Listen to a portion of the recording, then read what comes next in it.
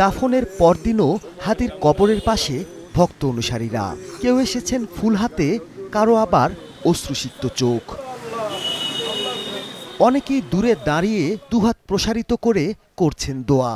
আমরা চাই বাংলার প্রতিটা ঘরে ঘরে যেন হাদির মতো সন্তান জন্মগ্রহণ করে। যারা জড়িত প্রত্যেকের শাস্তি হোক। ভিতরে যে একটা বিপ্লবী কণ্ঠস্বর ছিল, ঠিক আছে, সেটা তো আসলে প্রত্যেকটা বাঙালিকে কাঁদাবে, প্রত্যেকটা দেশপ্রেমিক মানুষকে কাঁদাবে। হাদি ভাইয়ের জন্য দোয়া করতেছি সব সময়, হাদি ভাই যেন জান্নাতবাসী হোক।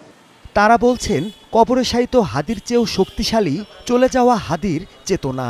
তার অগ্নিঝরা সেই ভাষণ, সহাস্য চেহারা আর পাগলাটে স্বভাবটাও ভুলতে পারছেন না অনেকেই।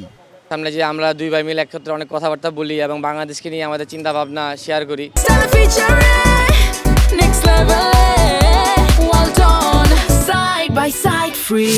যদি এই হাদি ভাই সংসদে যাইতে পারে, উনি 300 জন প্রার্থী থেকে উনি কাপাই ভরাইবে, এটা আমার আশা ছিল। জীবন থেকে এরকম একটা মানুষ চলে গেল দুনিয়া ছেড়ে, এটা আসলে আমাদের মেনে নেওয়ার মতন না।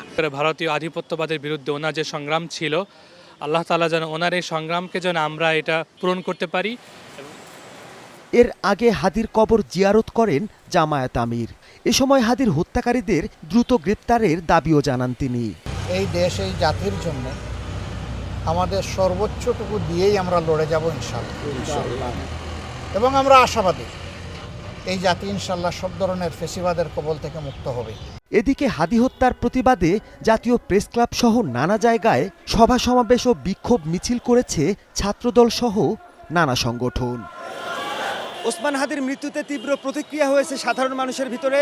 বিভিন্ন রাজনৈতিক সংগঠনের পক্ষ থেকে দাবি জানানো হচ্ছে, যতক্ষণ পর্যন্ত না ওসমান হাদির এই হত্যাকাণ্ডের সুষ্ঠু তদন্ত এবং অপরাধীদের বিচার করা হবে, ততক্ষণ পর্যন্ত রাজপথ ছাড়বেন না তারা।